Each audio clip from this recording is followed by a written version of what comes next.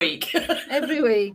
If you just join in, we're just getting past the technical issues that we have every week. Apologies. Okay, let's have a look. Make sure we are where we're supposed to be. Okay. I think so. Yeah, you're right. I think you're right, Kirsty. I think you've got the right screen this week. Ironically, I am not the tech VA. Are we sure, though? It is a lag. Just want to make sure, because I'm going to see if it switches now, and then it'll be your fault. Oh, I like that. You like it? It's That's nice. really cool. Okay, right. Good morning, everybody, and welcome to the VA Live Lounge, live every Friday at 10 a.m, unless it's a break. And today we're on episode 43, and we're talking about how you don't need qualifications and what you do need actually as a virtual assistant. And this topic was really inspired by my journey and probably some of the things that I'm going through at the moment. So I left school at 15 with no qualifications because I was 15, so I hadn't taken any exams or anything yet, and went straight into the workplace just because of my life at the time. And it's never held me back. I've never felt that it held me back. I've been in business for 22 years this year, which I meet a lot of people networking in business, and there aren't many people I meet that have been in business that long, and it's like half my life really, which I'm quite proud of. But since we've pivoted the business, I must say I've been having a wobble. I've been feeling a little bit more of the imposter syndrome. But the message is, I don't think it matters. Like, to be a virtual assistant, it's about the skills that you've brought from life, from your previous employment, and it doesn't matter if you don't have qualifications. And I just want to spread that message, really. I didn't have any qualifications. I don't never told me that. No, I don't. Honestly, when I left school and I went. I did horse riding instructor for about 4 years. You was? Yeah. Oh, I've got. No. I swear to God, I've got my instructor's qualifications. I went to college and everything. Did I not tell you that? No. How did I not know this? I don't know. I forgot about it actually until you started talking about it. I had my own horses when I was younger and everything. Oh my! So you can instruct people how to ride horses? Yep. I used to teach little kids up to adults, like little. No way. Right the way out. Yeah. I'm curious now. Then, when you got made redundant, why didn't you go and do that as a job? The money. There's no money. There's no money in it whatsoever. And I really did it that early on for the love of it, because I had horses when I was little, and it like grew up in stables. My whole life in my childhood was like horses. And I used to cry all the time because we could never afford to buy one. And then I got one and blah, blah, blah. And then I had a bit of a life change. Things happened in my family life and things like that. So I kind of moved out of home and went into an office. So I was like an office junior. Didn't have any experience whatsoever because I'd been horses. And so I kind of transitioned through life with no qualifications whatsoever. And now did you do your exams at school? I did my GCSE. Well, I say I did my GCSEs. My physics one. In fact, I had this conversation with my mum the other night, right? Because Imi's doing her GCSEs next week. And we were just chatting to her about it. So my physics exam, I attended, wrote my name, and then fell asleep for 3 hours. No way. I did. Was that intentional? I just couldn't be bothered. My thing with school, right? What's the point? Like, I kind of, my attitude when I was at school was like, why are they asking me questions? You know the answer. Why do you want me to tell you? So my whole school thing was just about being with my friends, being a right little shit, like causing chaos all in everywhere I actually went. So I did actually sit some exams, but I didn't pass any. Right, okay. I didn't know that about you. You're sacked. No, I think that is amazing, and like you should shout about that like I do, because okay, we're both moms of teenagers, right? And I get really frustrated about this because unfortunately we do live in a world that still values a piece of paper that tells you that you're good at remembering something, because that's all a GCSE is, isn't it? It means you can retain knowledge. The fact of the matter is actually you can we're so far removed from that now, where you can just chat GPT something, Google something. You've got a calculator in your pocket every day, which is your phone. Like, you literally, it is good to remember things, don't get me wrong, but at the same time, anything can be learned at any stage of your life. So and I think it's going to go. I think the GCSEs and all of that is going to just be made redundant at some point. So, you know, it bothers me a lot that the kids are having to feel under pressure for something that I don't believe in. But unfortunately, it is the way it is. But having said that, I always say to my kids, you know, don't worry if you don't pass, you can do it again when you want to do it. And some of those things that they're learning or they need to pass, they're never going to need. Do you know, it's really funny, right? Because if I look back, so I put Imi through a tutor for her 11 plus because I really wanted her to go to the grammar school. Very, very intelligent kid. And she hated it. It cost me a small fortune and she hated every minute of it. She was very similar to me. Why have I got to do this? I'm doing fine in primary school, blah, blah, blah, blah. And she didn't get into the grammar school. And actually, I'm quite glad that she didn't get into the grammar school because it's a girls' grammar school, so she wouldn't have had the interaction with boys. I'm not sure that's a good thing or a bad thing. But you're right, the pressure at the moment, she's so stressed at the moment. Like, I went into her room on Sunday night and she was just crying because she's revised. I think she did about 60 hours of revision last month. And the pressure on her, she's predicted brilliant grades, absolutely brilliant grades. But the pressure, because it's constantly on her, don't forget GCSEs in 11 days, just for the sake of, she wants to be a hairdresser. Right? Why does she need to know trigonometry then? Exactly. Why does she need to know what happened 1,000 million years ago? She doesn't. She's not bothered. I prefer her. She's so ready as well, and I think that's a big thing. People nowadays feel the pressure and they're ready just to move on to the next thing. She'd be quite happy to go leave school and go straight to work. That's her idea. It's just need a bit of paper to say that she can, you know, calculate what pi saucer is or whatever it is. See? Yeah. I can't say either. Pythagoras. I still can't say it. But I think, like, my kids said to me, my son was saying, there's been a rumour, Mum, it's going around that apparently the whole UK are going to protest for the school to move to a 4-day week. I was like, that's never going to happen. No. And he was like, no, honestly, Mum. I said, look, the government wants you in education as much as possible to train you to work. So that's why they it's not enough that you do 6 hours, then you've got to do your freaking homework. I don't make my kids do homework. You know, you got to do all that on top. So they're never going to go to a 4-day week. It's just ridiculous. It's not going to happen. So yeah, it does bother me, the whole education system. I could sit here and talk about it till I'm blue in the face. I mean, I spent 3 years homeschooling my kids, and it was the best thing I ever did.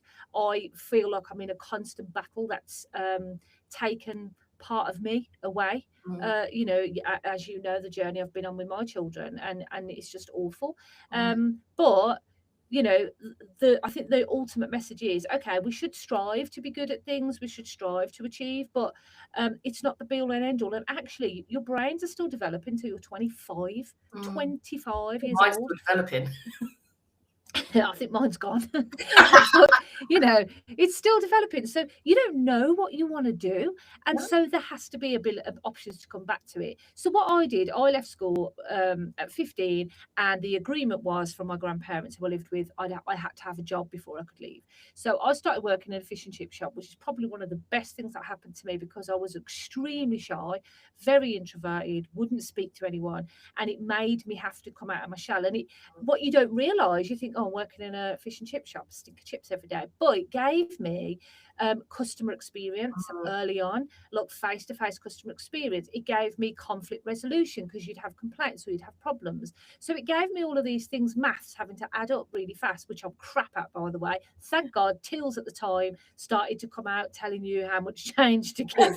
Otherwise I was like, oh my God, what am I going to do? So it taught me all of these skills that I didn't even really appreciate that I was collecting. And I lived on my own. I moved out a week after I turned 16, and then had to budget, learned how to, you know, to pay my bills and all of that kind of thing as well. But eventually I wanted to better myself. So I moved away. I moved to Weymouth when I was 18. and I got a job because it was like easy to get jobs then. Yeah, it was so easy to get easy, jobs yeah. then. Oh, they were like 10 a penny. And I started working for Anglian Windows. So I was one of these people that rang up and said, you need a windows doors, a conservatory. It's really annoying people. But actually, so it was in sales, and I had no experience. I learnt off a script. It was those days where they didn't care. It was like no GDPR then. They're just cowboys. They've got your name on a board. Just ring Mrs. Jones until you're blue in the face and get her to sign a contract. And so I was learning then these skills, and I ended up being really, really good at it. And they promoted me to an in-person sales at a garden centre. So we'd have a stand, and then I'd do it there, and I'd close deals, and I learned how to do all of that. And then I ended up then working in a factory, New Look, which is based in Weymouth, as a hanging picker, so picking the clothes and sending them off, which I hated, flipping hate factory work, it's awful. And then eventually we came back to where we were living in West Bromwich at the time in the Midlands, and I was in a situation with an ex-partner where it wasn't great, but so we'd ended up on benefits, like on the dole, and he wanted a job as a HGV driver. And the only way he could do that at the time by being on benefits was they would sponsor it, they would pay for it, but you both had to be. So one of you couldn't go to work. So I wasn't able to go to work in order for him to get this driving license. But I could get access to what was, I don't know if you remember this, the CLATE courses. No. So the CLATE course was for computers, and it was for Word, Access, Spreadsheet, Excel. So you could learn basic, it was Microsoft Word suite of skills. So I went and did a course on that, and that gave me the confidence. I got my CLATE qualification to then apply for office job.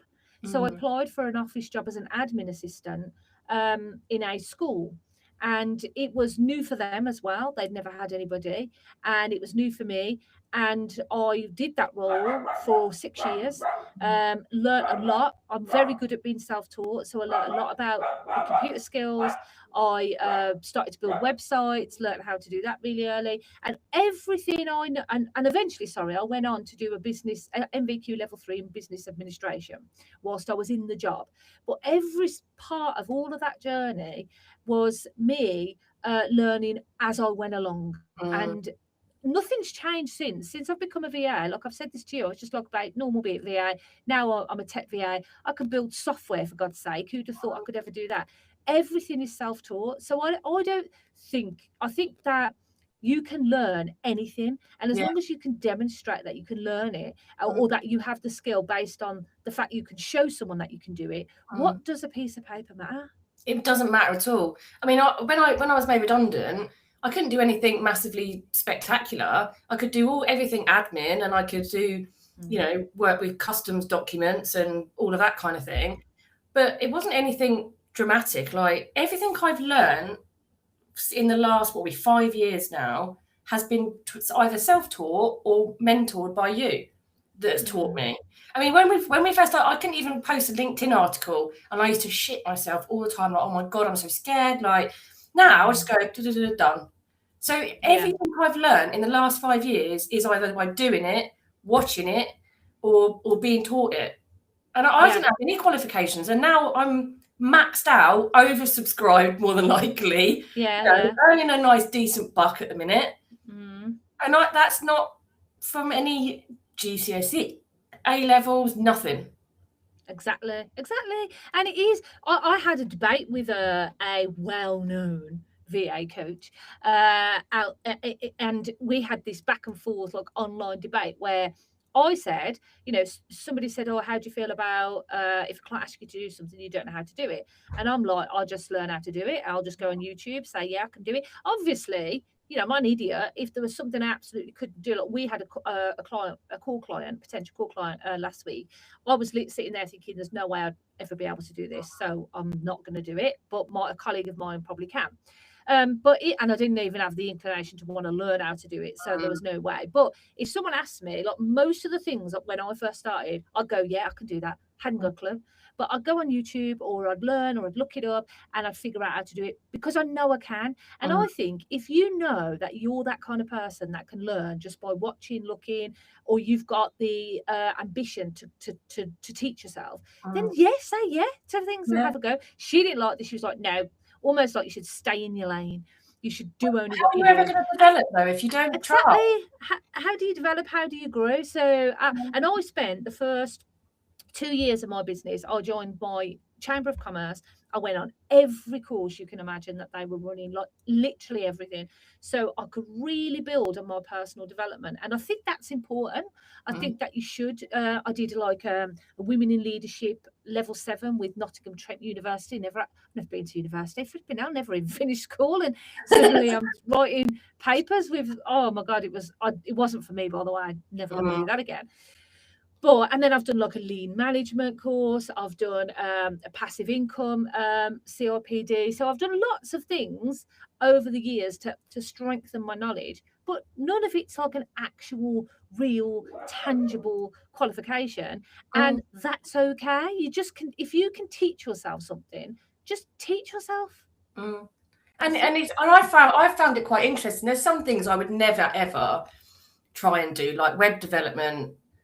Nah, I get frustrated, and that means I'm not enjoying it, so I don't bother. I'm never going to be a tech VA, but I don't need to be, because I've got everything admin. I can do social media, I can do basic automation if it's not too massive, like 2 or 3 steps. But that's all that I need for my clients. I don't need to have that set of skills to be able to work with people. Yeah, that's it. It's not about learning everything, so you say yes to everything, because you don't want to do things you don't enjoy. But it's not about feeling like you're substandard. So as a virtual assistant, you should charge pennies because you don't have qualifications. That doesn't matter. No, and I'll be honest with you, this is the thing that really annoys me more than anything. The amount of courses that VAs pay for to go on to get a certificate. Now, I've got courses for getting started as a virtual assistant, but these are just like low-cost courses to help you know the right way to do things. They're not a certificate at the end of it, but there's actual like certificated courses that cost loads of money that people are, I believe, scamming VAs out of to say this is going to, no one cares. Like, there's not a single client, a single client has ever said, can I see your certificate to prove you can be a virtual assistant? No one gives a shit. What's that all about? It annoys me so much. It's like, really? I take VAs on all the time, right? So we've got a team. Have I ever asked any of you for your proof that you can be a virtual assistant? I do ask for proof on your skills, not a certificate to say I completed the virtual assistant course 2025. Do you know what I mean? I wish I did have one of them. Why? Put on my wall. I've got so many certificates, right? They're even framed, and I haven't got anywhere to put them now, but I could put them up somewhere, but it would probably annoy everybody that they're all over the place. But you don't need it. You just don't need it. So any VA out there that is being talked into a paid course that gives you a qualification, you don't need. No. If you can demonstrate that, 100%. As long as you do have to have skills. You can't just come into this. You've been I don't know, let's say you've worked as a taxidermist for the last 10 years.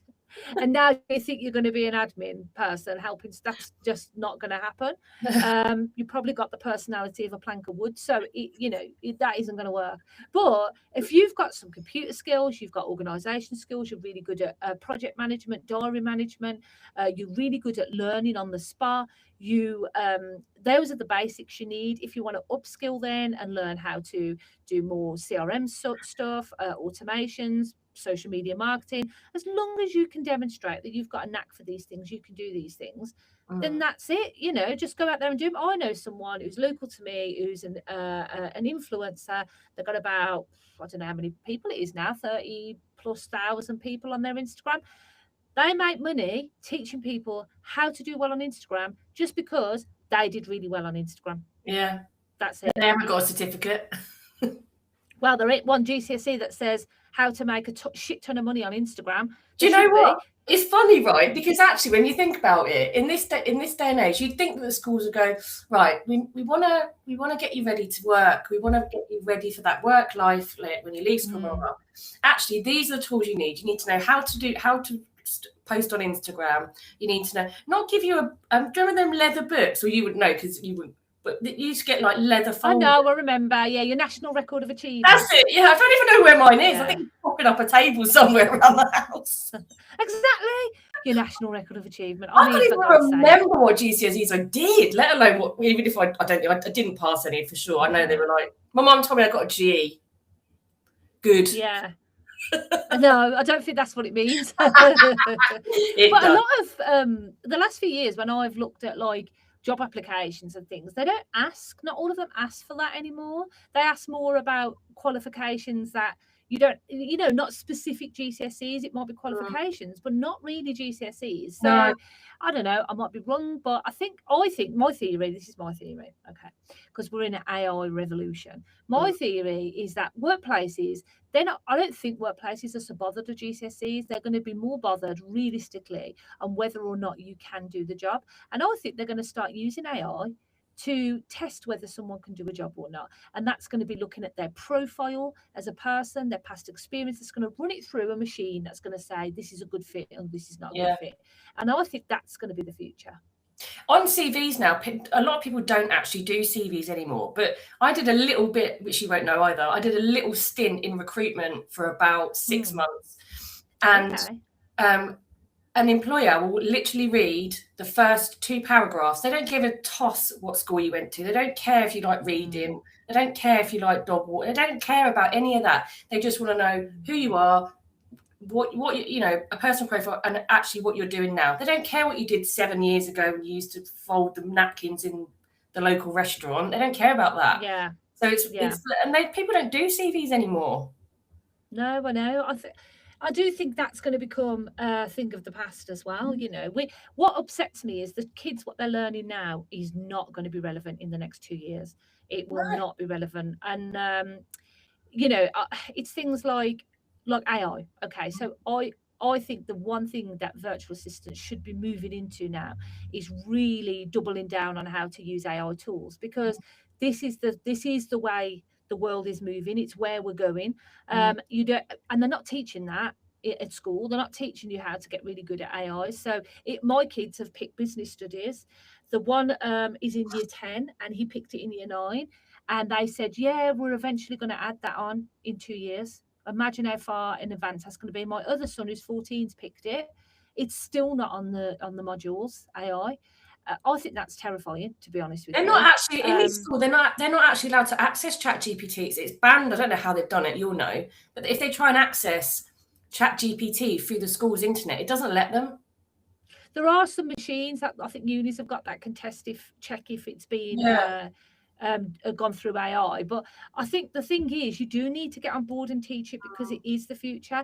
And actually, we're going to end up, if what everybody's saying out there is true, we're going to end up in a crisis of unemployment, which or job displacement, because this is happening in like real big tech companies now, where the people that were at the top, that were really highly skilled, they went to university, they did coding, they did programming and all this stuff, are being displaced by AI, and then are asked to come in and do really lowly manual jobs to learn the AI.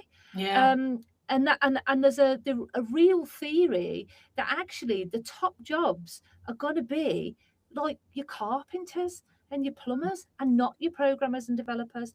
So this is the problem, because the education system isn't catching up with that. I think, like, the last couple of months I've been using Claude to code software and build systems, and now I'm offering that as a service to clients. And there's so many areas of AI you could get really, really good at. You could be a prompter, you could be someone who does podcast editing, make reels really quickly, all using AI. You could be building out systems using AI. So these aren't things that you need to have qualifications for, because you can literally learn how to do it overnight. And I'm not even kidding. Like, the first system I built took me 2 days with no experience, no knowledge, just 2 days. That's it. It's interesting, isn't it? Because we've had a little shuffle within the business, haven't we? And I think when I first became your assistant, there was so much work to do, so much admin, like the smallest of things, checking the time and all that kind of thing. And now that we went through it yesterday, didn't we? We were like, well, we can get AI to do that. Well, we can get Claude to do that. And it's actually whittled down to a few things a month, because you can get AI to do it. Well, I think the bad thing about that is it reduced your time down, but it is the reality of the future that it is going to displace jobs, but at the same time, you're always going to need someone who knows how to use it. So, like Kirsty just said, that's true. Kirsty used to do like she'd have to check the clients, see their time usage, look at our associates. Is there any risk of churn? Is there any upsell opportunities? And all of that would be quite extensive. And because we've built a system that the whole business uses, the whole company uses for client work, we've built that in where it just tells us at a glance who's at the churn risk, who's at the risk of. That would have been software that would have cost me absolute arm and a leg, 30, 40 grand, which I've built for free. And then we looked at, okay, what else are we doing that's taking up loads of time? And one of them is like you do check-ins with the clients and you send them a weekly email. Is everything okay? And I do think there's a place for being hands-on human interaction. And then it's things like, so we thought, well, clients aren't always responsive. Let's give them the onus to do that. And so in that system, which they're all getting access to today, they can now see when they log in a feedback area, leave some feedback about how good your VA is doing. They can have a private chat with me or you if they're not happy about something. So it just eliminated that job completely. Yeah. Completely. It's quite And if I frightening. could, It's frightening, really, when you think about it, isn't it? How really, in a very small amount of days and time, you added that little part on, not little part, big part, to take that time from away from me, kind of thing. And so, but you're right. I mean, if you think back to when we had that time system built way before any of this, that cost thousands and thousands and thousands. And imagine the things that we've bolted on, or you've bolted on in the last month or so. How much would that have cost? Tens of thousands of pounds. I know. And you can demonstrate that if you can show a client that you can revolutionize their business and change their lives using AI, you can become invaluable to that person, and no qualification is going to teach you that. I think it'll probably come, there'll probably be really high specky AI jobs that people will be looking for, but ultimately so many people are jumping on the bandwagon now of going out into businesses and saying, let's do an AI audit, whereas I look at businesses and say, where's your systems? Have you got a CRM? Now it's, have you got AI? Are you using it? This is how you could save this much money, because it is cost saving. It is saying, I think Uber had something like 7,000 people on the team, and now it's down to 3,000 because AI has replaced loads of those jobs. Now, I'm not a bigger fan of AI replacing jobs, and I actually do worry about AI because I think it's got the potential to ruin the world. But I think used right, it can have massive benefits. I think we will see within the next couple of years our very first. Oh, you're still there? Yeah, I think your internet froze. Oh, sorry. What did you hear me saying? Did you hear me say? Think AI is going to take over the world. That worries me, but I do think in the next couple of years we will see our very first solo billionaire without a team. Because there hasn't been one so far, and the reason there hasn't been one, because everyone needs someone, even if they've got a PA, or even if they've got someone that's a private chef or whatever. You've got someone on your team that's taking away some of the workload to help you build your business. So that's not a solo billionaire or millionaire or whatever, but that's coming, because the minute you can just look, or even me, for example, the mileage tracker. So I updated it, then you updated it. It's a pain in the arse because every single time I travel somewhere for the business, normally networking, I have to look at Google Maps and say, okay, what was the postcode? What was the address? How long was the distance? Put it all in. Claude Desktop does that for me now. I've got my spreadsheet in a folder on my computer. It runs a schedule once a week. It does it automatically, where it goes into the folder. It goes into my Google Calendar, looks to see where I've been, what I've been doing, sends me a message and says, looks like you've been networking here. Can you just confirm if any of those weren't networking? I'll say, yeah. Off it goes. It finds the address online, puts the details in the spreadsheet, saves it. That's it. Do you know what I mean? Like, it's just mental. It's mental. And so that's an admin's job that I don't need an admin to do. But the thing of it is, though, is that people won't understand how far they can push it. Do you know what I mean? Yeah. So I think if you're somebody that's interested in getting really, I mean, it took me a while to grasp ChatGPT, and I've just started using Claude with one of my other clients, and I've just subscribed to Claude actually since you've been building systems in it. And I'm sort of like, it's a bit over my head, Claude, because it's more technical than, do you know what I mean? Like asking it questions, can you add this up and whatever. But I have been using it, and the more and more I use it, it is becoming more reliable. Yeah, I think you're right. What you've just said, like, you've got to remember the reason clients come to you is that they're time poor. Yeah. The very nature of why they need you is that they don't have the time to learn all of this stuff. Mm, So if you can get ahead of it and you only need to know a little bit more than mm, someone else, that's all you need to know, just a little bit more, then mm, it can be game changing. And I think VAs have got to do this. They've got to be getting ahead of it. mm. They really do. It can, But yeah, go on. it can be quite scary though, I think. There's, In what way? there's just, I don't know, just what it can actually do. If I think back to like what you've built, it's madness to me. It's like how I don't understand. I don't want to understand. I don't understand it. Is there a little man in the background doing it? Probably not. but it's sort of how it can evolve from going, can you just add this up for me, to building a timing system that everyone uses remotely. None of us are in the same office. We're all dotted around all over the place, but everybody can use it, and it's perfect for what we need compared to what we Yeah. pay over 10 grand for. I know. And, And you all just pushed your invoices out yesterday and this morning. Yeah. One click of a button. No one's had to work it out, add it up. And I paid everyone this morning as well, which was nice. Did you pay yourself? I did. Yes. Me and everyone else. Yes. So it is game changing, and it's freed up loads of my time. I say that I spend more time now coding than anything because I love it. I've got a little bit freaky about it.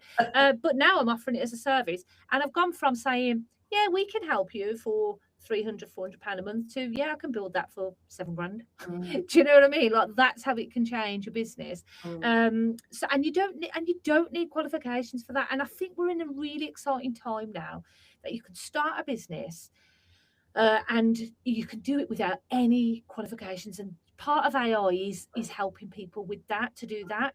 So it is exciting, and it does poo-poo the fact that the world tells you you've got to have GCSEs, you've got to have these qualifications, because actually you can start a business with nothing. It's experience, isn't it? And there's that. I always battle with this. Like, if you don't give somebody an opportunity, how are they going to get experience? But then you want somebody with experience.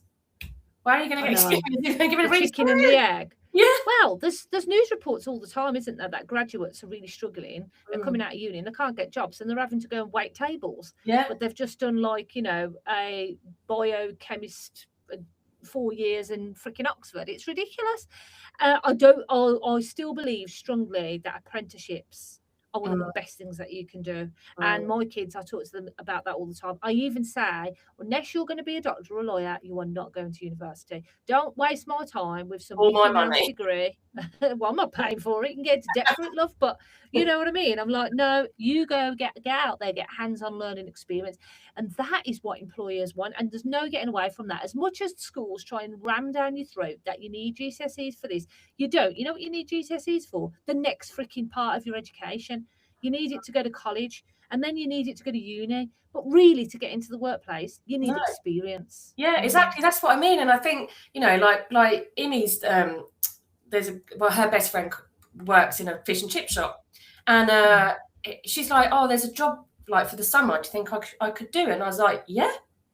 Her ideal would be to leave school now and go out into the world, get a bit of cash under her belt. That's all she wants to do, is work, get a bit of cash, maybe do a bit of traveling, get her own place. She doesn't give a toss about, what history can do for her in the next 10 years of her life. I've never used history ever.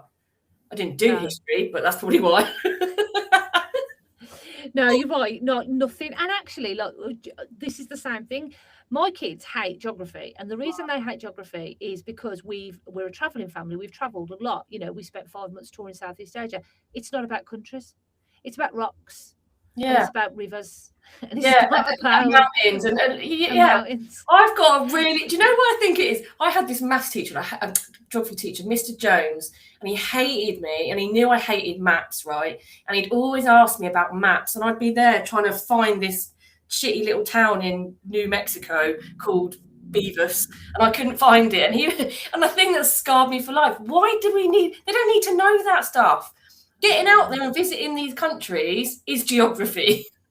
Well, my kids, right, so there's like a game on YouTube, which is, name the flag of the country. And they blow my brain, right? They can name nearly every flag in the world. And most of that is because we've took such an interest and we've actively physically got off our butts and gone and travelled. Yeah. And what annoys me is schools saying parents can't take their kids out of school. The enriching experience they had by seeing other cultures, eating food in other countries, seeing other religions, traveling the world, having to read maps, having to navigate your way in a way that you take for granted in this country. In some of these countries, there's no Uber, there's no way you're just going to get a taxi somewhere. Some of them, you're on donkeys, for God's sake. So it's like they learned so much that school could never have given them that. So I do believe life experience, not just work experience, but life experience, all the experiences that you've got from your workplace, your child, everything, all of that culminates in what your abilities are and what you can deliver to someone. It really comes down to self-belief, I think. It's believing in yourself. And I think that's what a lot of people struggle with, don't they? That speaking from experience, that's too difficult, I won't be able to do that, rather than having a go, setting up a dummy account and having a go, which is actually how I learned Active Campaign with your support. That I set up an account and just play with it. So it was just, I've never done anything like that before in my life, and now I can use it. Wouldn't say to its full extent, but I can still use it. And I think they call it the university of life, isn't it? If you don't do something, you don't go somewhere, you're never going to learn. And I think that kind of label of you've got to have this qualification, you've got to have that qualification, you've got to be a master in AI. It's just not. The pressure is on, and it's not needed. The stress is there, and it's not needed. You can literally pick something that you love and make that your thing. So you could have said, you know what, I love horses. I'm just going to go and pitch myself to the equestrian industry and say, I'm really good at admin. I'm really passionate about horses. I'd love to come and help you with your admin. And that's it. It doesn't even matter. It's just the fact you've got a shared interest that makes you a proposition. If anyone is listening and you've got any questions, just let us know. Drop them in the comments. I've actually got my son calling me now, which he shouldn't be because he's at school. When is this phone bang coming in again? But self-belief is a big thing. And actually, this is something I'm struggling with. I have never, ever, ever been bothered about the fact that I've got no qualifications, apart from when I've had to write them down on a CV, and then I look at it, I think I can't write anything there. However, since we pivoted the business from a traditional VA agency into business management, I do feel that it started to creep in, that imposter syndrome. And the reason is I'm really comfortable still approaching service-based solo business owners. But the thought of going to corporates or going to organizations that I know we could help, I feel like I'm being held back because of the fact that I don't have the qualification. I almost feel like I need something to back up the fact that I can help you with your strategy, because I don't have anything apart from the fact that I've bloody been in business for 22 years, right? And that in itself should be enough. And I know it. But one of the things you can do is you can invest in the right support. So if you feel like that yourself, there's mindset coaches. I have just invested in a 3-hour-a-day intensive with a business coach, which I'm really looking forward to, who I'm hoping is going to help me with that. They're going to help me zoom out of my own business, strategize, and help me understand that it's okay that I don't have these qualifications. So sometimes, as much as me and Kirsty sitting here and people might be listening going, I feel like that. I feel like I have to charge £10 an hour because I'm not qualified. Please don't do that, by the way. You have to sometimes either listen to people like us and say, yeah, I'm inspired, I can do it, or go and get professional support. But what you shouldn't do is say, I'm not worthy. You know, there's ways around it. You don't have to say, oh, I'll just back off, I won't do it. It does upset me when I see, this is the one thing that annoys me. I don't know why this happens. I feel like it's the only industry it happens in, I think, is the VA industry, where a new VA will come in and they will charge really, really low because they're new, but their experience is the same. And I always say, like, imagine if you're like the COO of a major NHS hospital and you're earning £120,000 a year. I don't know how much they earn, by the way. But then you go and work at another NHS hospital, but it's your first day there, so I'll drop to £60,000 a year. Like, it doesn't matter. Like, it's your first day.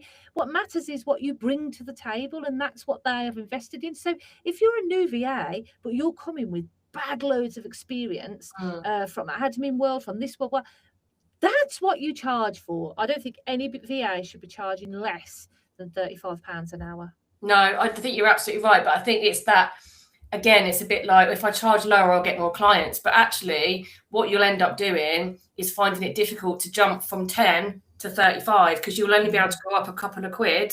It will take you forever and a day to get up to what you're really worth. And then, you know, you've got all that experience for a really, really, really low hourly rate. Like, I've just started working with somebody that used to be with us separately, because it's only ad hoc, and I'm still charging them the same rate. Yeah, because that's what they paid for. They're happy to pay it. You know what I mean? It's not like, you shouldn't need to do that, because people will look and go, well, this person charges 45, but she's only charging 12. They'll go, why is that? Because people aren't, you know, people don't just go with the first person they meet, do they? And I think it's you've got to be careful with.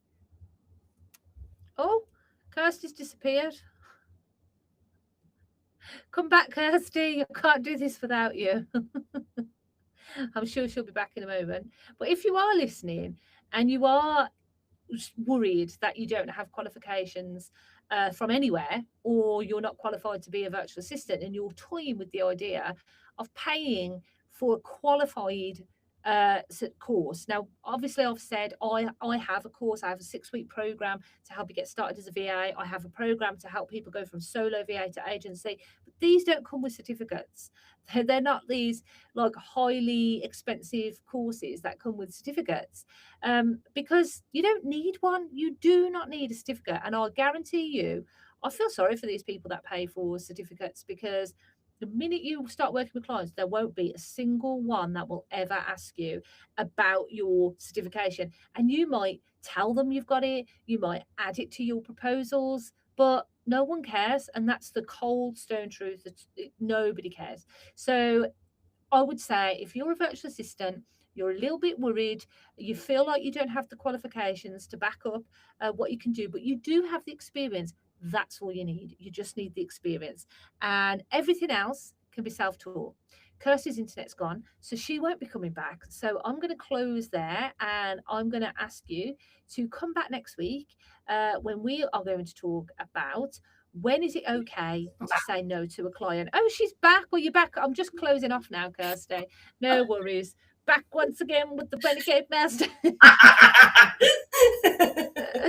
I think I've gone now. Have you knocked off my visual? I can't see me. No, I don't think so. My internet went. Sorry. Oh, no worries. Well, that's tech for you, isn't it? Yeah. But yeah, so we're back next week to talk about, when is it okay to say no to clients.